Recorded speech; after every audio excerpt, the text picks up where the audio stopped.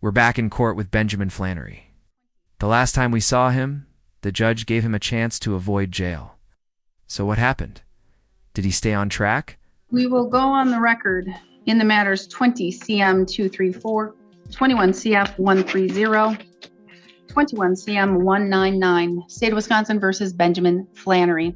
The state appears through DOC agent Leah Lineweber. We have Mr. Flannery in person as well. We're set here today for a probation review hearing. We were here on February 19th, in which the court did provide specific orders and conditions for Mr. Flannery to meet to avoid having conditional jail. He was serving some conditional jail or in custody on a warrant and facing conditional jail. At that time, the Department of Corrections had another individual, Gretchen Anibis, in your place, Ms. Lineweber. That is not the agent of record. You were on vacation. And so she had notes about the case, and there was a recommendation from your standpoint and Department of Corrections standpoint. But now you are back from vacation, and you can provide the court with an update on where we are now from February 19th and where Mr. Flannery is and if he is actually meeting the conditions of the court. He is not meeting the conditions of the court. He showed up on the 28th of February and he admitted to using methamphetamine. I'm sorry, I have to turn you up a bit. Go ahead. You want me to repeat? Yeah, no, you don't have to repeat, but Okay. Can you bring the microphone just a little bit closer? During that office visit, he was told about the GED boot camp. He did fill out the paperwork while he was in the office, and we did email it to the GED boot camp to make sure it got there. He did come back on the 14th, and he was positive for marijuana, and he stated that it was not new use. But I did not realize at that time that he didn't test positive, or he didn't admit to it when he came into the office the first time. So I believe it was probably new use, but he was negative for methamphetamines at that time. He has not handed in any of the job logs, but he did state that he was hired full-time with his wife's uncle, I believe. He was told that he needed to bring in documentation, like fill out the days and the times and have the boss sign it, verifying that that's what he worked. And he was Or end up right back where he started? Let's walk through it. Just 9 days after. Being told to stay clean, he admitted to using meth. By March, he tested positive for marijuana. This wasn't... And he has not. Okay.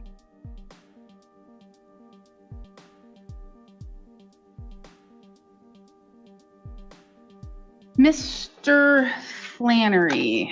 All right, so you were here in court on the 19th.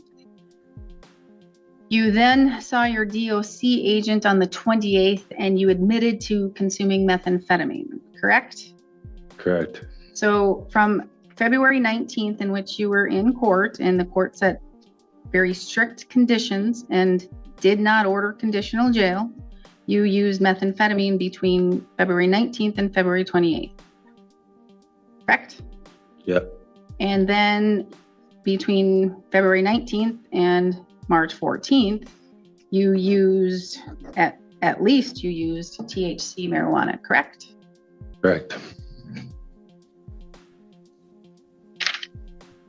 Now, I have a notation that you've paid in your probation cases, is that correct?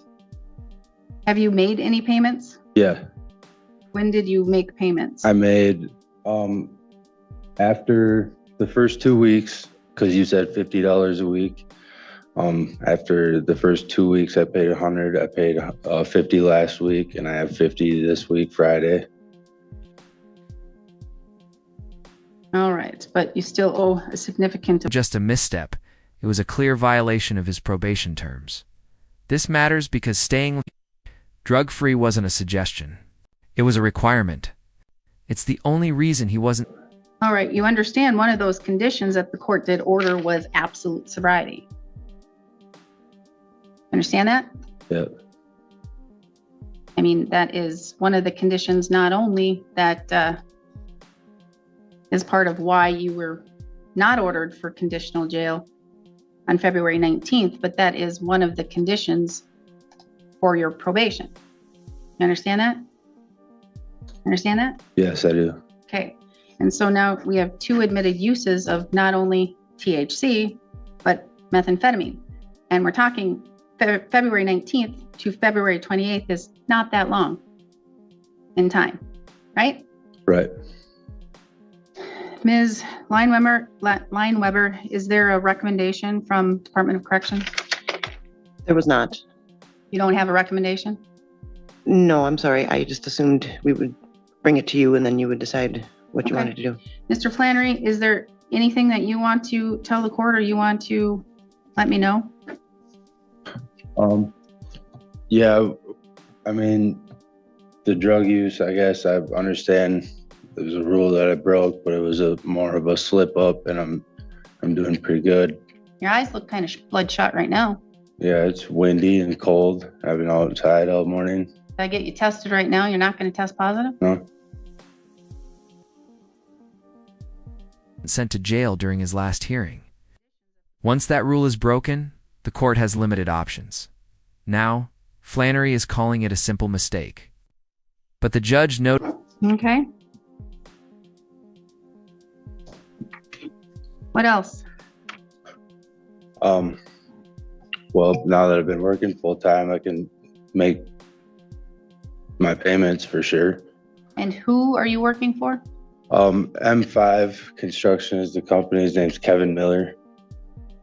Oh, I know Kevin Miller. Yeah. And who is he to you? He's my uncle-in-law. So I have one memorandum from the Department of Corrections from March 17th. I had another memorandum, but I don't know which file that was filed in. But I do remember there was another one filed from a different date prior to the last probation hearing. At least I thought there was. Maybe it was just what Ms. Anubis told the court. Did you file a memorandum prior to the last hearing? I did, requesting the hearing. Requesting the hearing. Do you remember what date that was? I do not. I'm sorry. Oh, that's okay. Oh, was that in December? It very well could have been. Yes. December 23rd, 2024 was a memorandum requesting a hearing. He wasn't paying his fines and fees. He didn't get his GED. He didn't complete the AODA. Oh, that's another reason. That's what we discussed, the AODA last time, and with the absolute sobriety. All right, anything else that you want? Notices his red eyes and points out that he hasn't provided any proof of employment despite claiming he has a job. If you were the judge, would you accept that explanation? No, Mr. Flannery?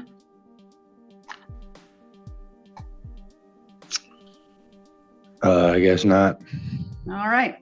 Well, based upon what occurred on February 19th and based upon what occurred between February 19th and today, the court is going to order 90 days of conditional jail to start immediately today. You'll be taken up right now. 90 days conditional jail. Can I get one more? Nope. You're all done. I gave it to you on February 19th. You're all done. 90 days. Come on, I'm just getting my 90 stuff days. together. I've been doing. I gave you leniency on Give February me a 19th. chance at least to. I gave you a chance I on know, February but 19th. please, come on, I please. gave you your chance on Judge me, February 19th. please. You have not done your AODA since I sentenced you, Mr. Flannery. You said did about I the sentence you? AODA. When did I sentence you? You said about AODA. Remember, you said we're gonna just put that aside right If now and worry about the you're other stuff. clean. We'll worry about the other things. Okay, so I'll And you were do the clean and AODA. sober. Nope, I'll do the AODA then. 90 days. I'm Bring him signed up upstairs. to do my We're GED. adjourned. Your Honor, please, come on. 90 days. No. Come on, please. 90 days. 100 days. Explanation? And just like that, the decision is made. 100 days in jail. From asking for one more chance to raising his voice in court, it's a dramatic turn. But But after repeated warnings, was there really any other option left? What's your take? Was this outcome fair or too harsh? Let us know what you think. Swore, 100 days.